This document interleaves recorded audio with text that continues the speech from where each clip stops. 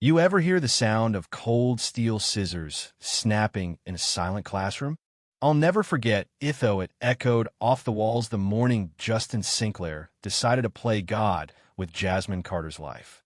The whole class just froze as each of her dark, glossy curls tumbled to the floor, every ringlet hitting the tile with a soft thud.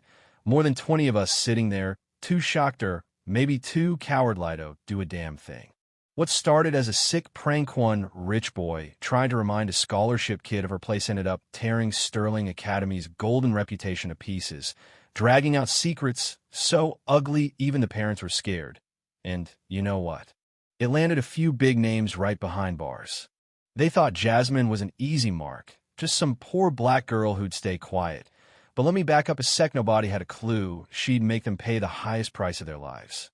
It was October 15th, and Sterling Academy looked just as pristine as always. Old elms shading the Gothic brick buildings, everything whispering money and tradition.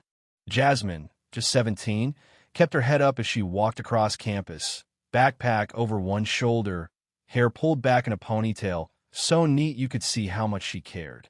Being the only black student on a scholarship, she stuck out and not in a way the other kids liked. She was smart, too smart, which made the rich kids even meaner, like her existence was some kind of insult. Still, she showed up early to class, front row, always ready. And if you'd seen her that morning, you'd think nothing was wrong at all. Mr. Matthews, our history teacher, started talking about World War I, droning on in that slow, careful way of his, while Jasmine scribbled notes. Then someone tugged her hair from behind, gentle at first, but the second time was rough mean, with those nasty little giggles that make your skin crawl.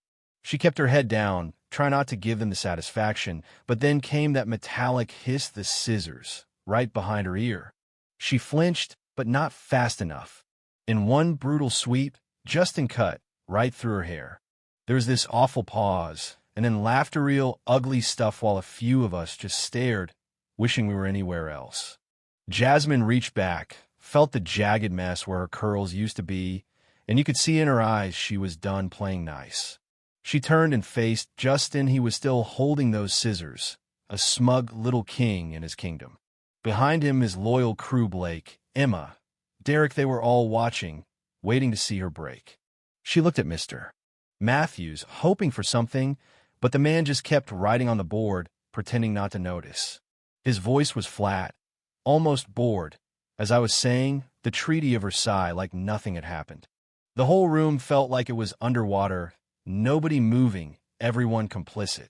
Jasmine stood up, heart pounding, but her voice was steady. Mr. Matthews, I'd like to report an assault.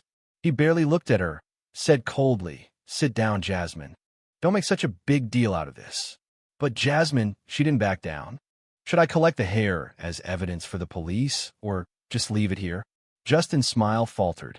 Even his friends shifted, nervous now that the joke had gone too far. Mr. Matthews snapped. Stop overreacting. It was a childish joke. Maybe if you weren't so conspicuous. And there it was, victim blaming out loud in front of everyone. Jasmine didn't even flinch. "Let me be clear," she said, locking eyes with him. "You're telling the class that because I'm black and do well in school, I deserve this." The room went dead silent. Jasmine swept her gaze over everyone. "I want you to remember who stood by and who spoke up, because this isn't over." She grabbed her stuff and walked out head high, jaw set, leaving the rest of us behind, the air thick with shame. Not 5 minutes later, Jasmine's phone started blowing up Instagram notifications, mostly. Emma had already posted a video of the whole thing, complete with a snide little caption. Finally taught her her place. Jasmine watched herself be humiliated on screen, but instead of breaking, she called her mom Angela, a nurse who'd seen her own share of injustice. "They attacked me in class, Mom. I'm not letting this go," Angela promised. "We'll fight together, baby."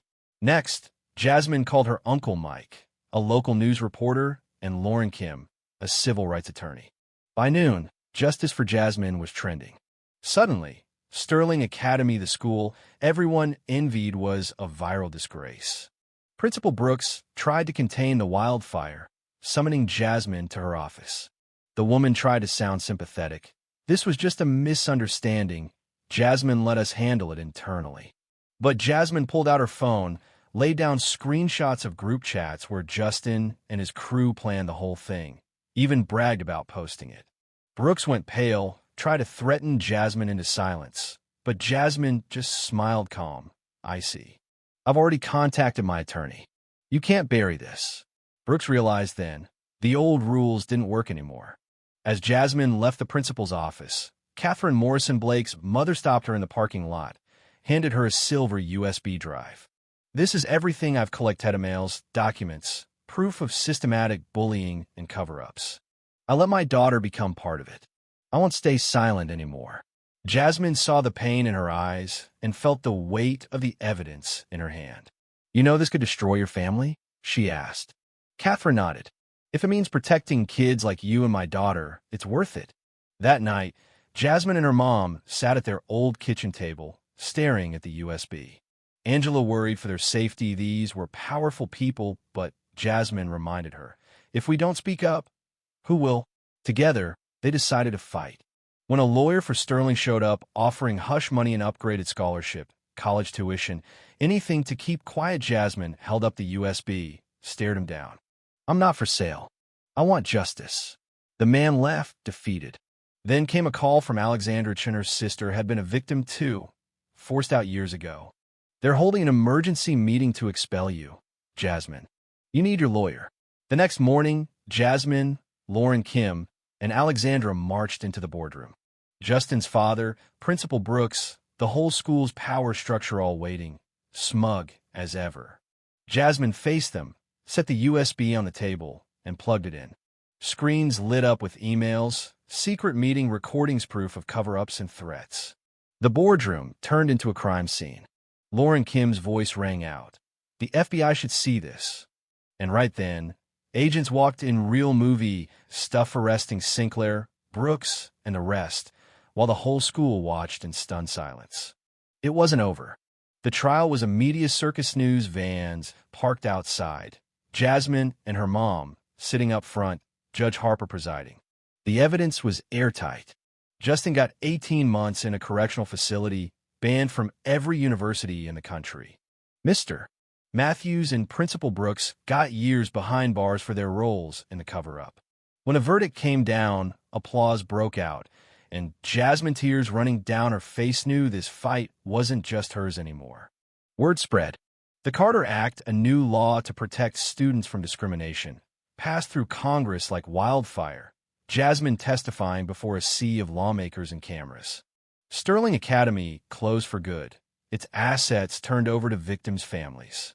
Jasmine went to Harvard, graduated at the top of her class, and began leading campaigns against school violence and racism. Even Blake and his mother joined the cause, turning guilt into action, helping kids like Jasmine get a fair shot. Years later, Jasmine was appointed to the Office for Civil Rights, launching a national movement, break the silence, urging students everywhere to speak up, document everything, and never let injustice slide. She'd get letters from kids who'd found the courage to stand up, and every time she saw her mother in the audience, tears of pride in Angela's eyes, Jasmine knew they'd changed not just their lives, but the lives of millions. So let me ask you, if you saw something like this happen, would you stay silent or would you stand up? Drop your thoughts below, share this story, and subscribe for more. Because at the end of the day, truth and courage always win, no matter how much power tries to keep them down.